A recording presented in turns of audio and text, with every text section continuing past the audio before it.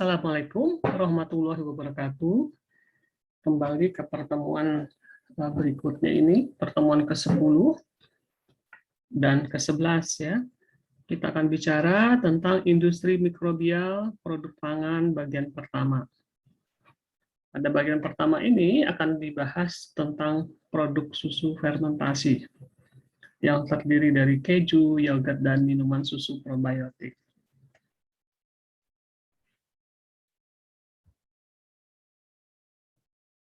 Nah, apa yang ingin dicapai pada pertemuan 10 dan ke-11 adalah mahasiswa mampu menyebutkan produk-produk pangan susu fermentasi industri mikrobial global.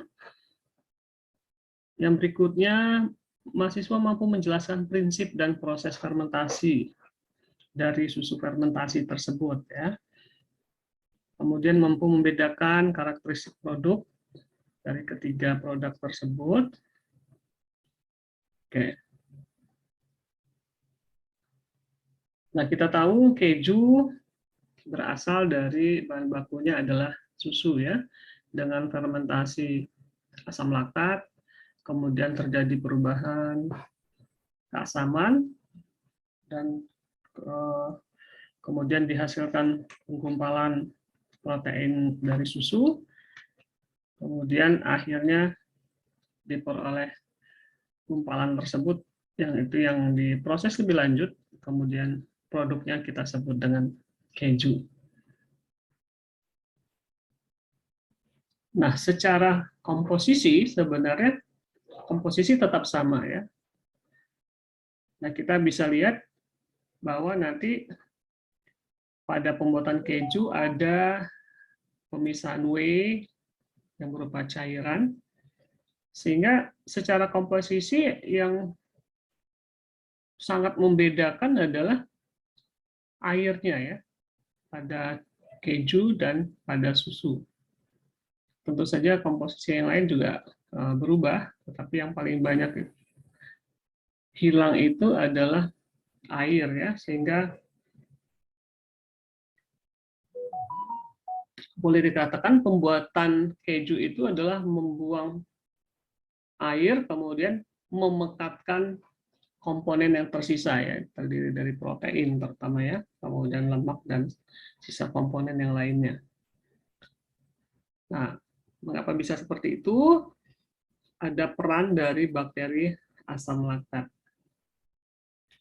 Nah, sumber susu yang bisa digunakan untuk pembuatan keju bisa mulai dari susu sapi, susu kambing, susu domba, ya, dan susu kerbau.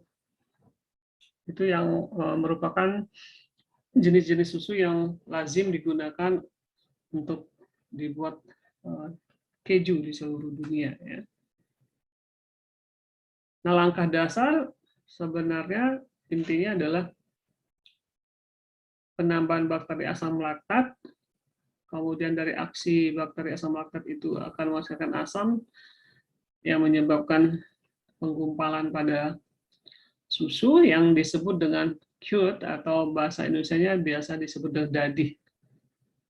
Kemudian dadih itu dipisahkan dari cairannya, kemudian ditekan dan dipotong dalam bentuk keju ya. Itu gambaran sederhananya. Nah, apa saja peran bakteri asam laktat pada pembuatan keju? Bakteri asam laktat itu akan memanfaatkan gula yang ada di dalam susu, yaitu laktosa, sebagai sumber nutrisi, kemudian dihasilkan asam laktat. Nah, asam laktat yang terbentuk ini menyebabkan perubahan pH. Ya. Nah, kita akan lihat bagaimana prosesnya sehingga terjadi akibat pH yang berubah ini terjadi penggumpalan susu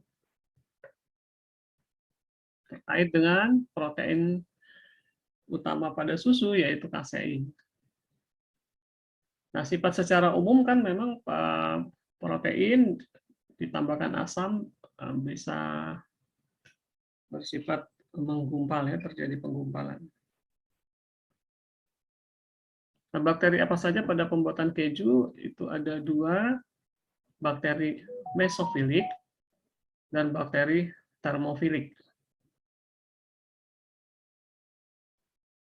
Bakteri mesofilik biasa digunakan untuk keju lunak, sedangkan yang termofilik itu keju yang lebih khas lagi ya, karena masing-masing bakteri itu akan menghasilkan aroma atau flavor yang komposisi asam-asam organiknya itu bervariasi ya, sehingga menghasilkan aroma yang berbeda. Nah, lebih lanjut bagaimana tadi protein terjadi penggumpalan.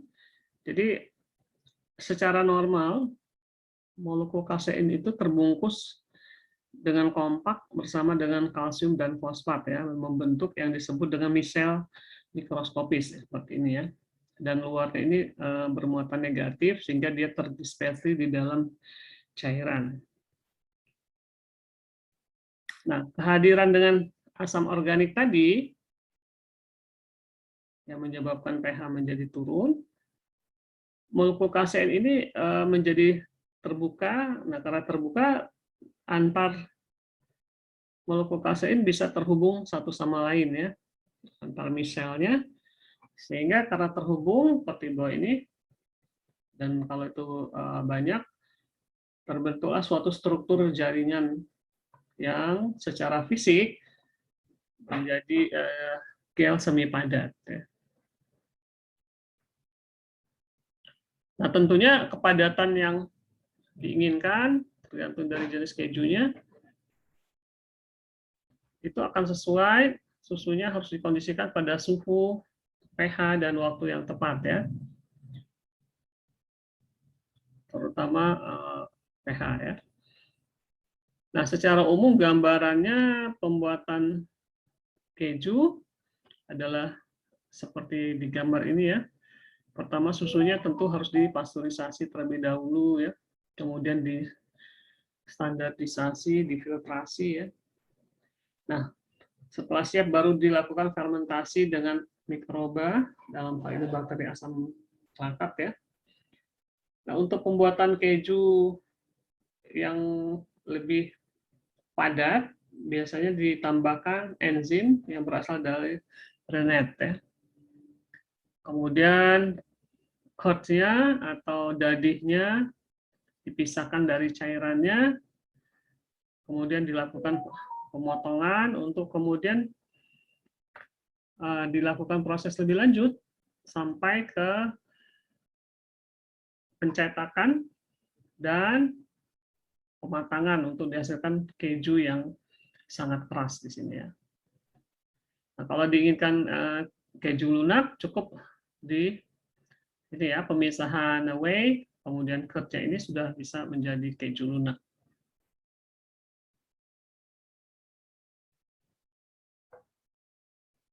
Nah, kenapa dikatakan keju lunak ya? Karena memang kadar airnya masih tinggi dibandingkan dengan keju keras ya. Dan perubahan selama penyimpanan itu pematangan menyebabkan varian dari aroma terutama ya, tekstur pasti, dan juga rasa ya. Nah, ini beberapa contoh dari keju keras. Kalau misalnya kita pernah dengar keju parmesan, itu keju yang sangat keras ya.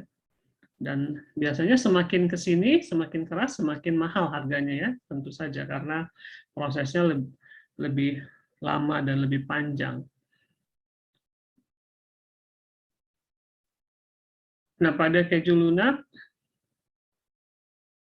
proses pengentalannya tidak diperlukan rennet, jadi cukup alami dari bakteri asam laktat, sehingga berjalan perlahan, dan dihasilkan keju yang fresh keju ya, yang masih banyak mengandung air, makanya disebut dengan keju lunak. Nah, banyak digunakan untuk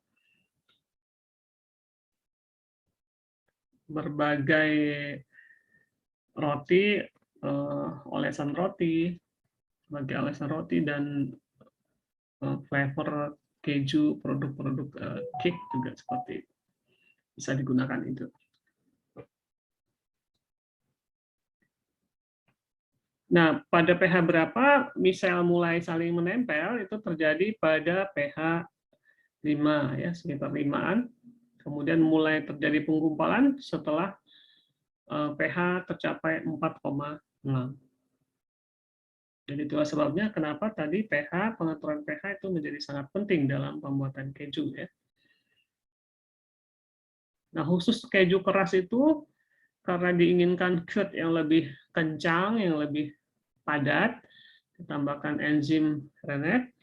Nah, enzim Rennet ini akan membantu memotong ujung yang berbuatan negatif pada permukaan misel sehingga tidak lagi terdispersi di air, terjadi penolakan dan terjadi penempelan ke semua arah, terjadilah matriks 3 dimensi yang lebih kencang ya. Kemudian pemeraman lebih lanjut menghasilkan hard cheese ya, keju keras yang sangat keras. Nah, bagaimana produksi keju skala industri dengan prinsip-prinsip tadi bisa kita lihat untuk skala industri. Pertama dari farm dari susu, ya, dari peternakan diambil, kemudian masuk ke pabrik, dilakukan pengecekan, ya, testing, kemudian dilakukan pengisian di dalam alur-alur di dalam proses pengolahan supaya bisa dilakukan pasteurisasi ya.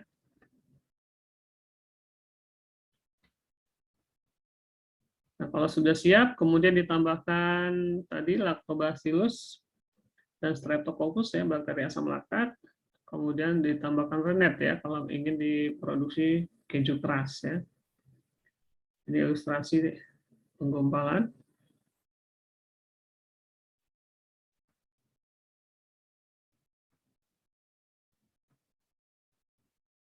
Nah, kemudian setelah terjadi penggumpalan, dilakukan cutting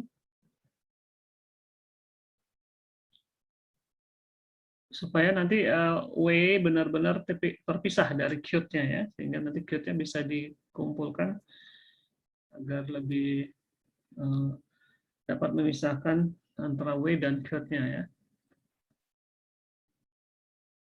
Nah, jadi sampai dipotong-potong seperti ini, kemudian diaduk lagi, kemudian baru dilakukan pemisahan whey atau cairan hasil sisa penggumpalan tadi ya. Nah, kemudian diproses lebih lanjut ya, apakah ingin keju lunak cukup sampai di tahapan ini, kemudian dicetak,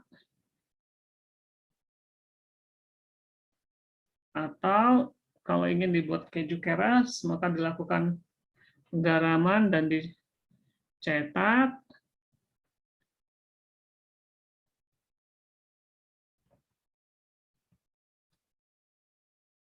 Seperti ini. Cetakannya bisa macam-macam bentuknya. Nah, untuk kemudian dilakukan persiapan, affinage itu artinya persiapan menjelang proses pematangan ya. Pada proses pematangan bisa dilakukan fermentasi tahap kedua dengan peranan kapang biasanya. Nah, sehingga pengkelasan keju itu bisa berdasarkan tipe susunya ya, tadi bisa berasal dari sapi atau bisa dari domba atau campurannya ya. Kemudian metode pematangannya, kemudian asal dan derajat kekerasan yang diinginkan ya. Sehingga nanti akan bermunculan nama-nama keju keras berdasarkan tingkat kekerasannya.